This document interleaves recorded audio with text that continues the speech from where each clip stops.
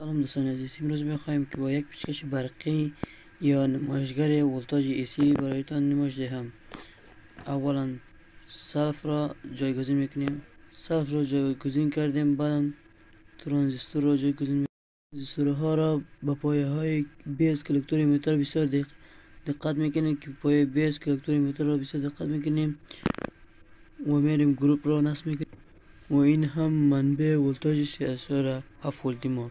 این یک مدار تستر جریان متناوب شد. میریم که قطعات را نصب کنیم.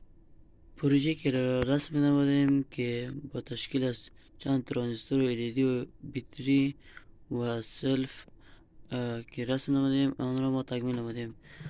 این مدار را ما تصمیم نمودیم که با دقت بسیار باید چی کنیم که پایه های ترانزیستورها چپ و راست نباشد. یک LED نصب کردیم و همینجا بس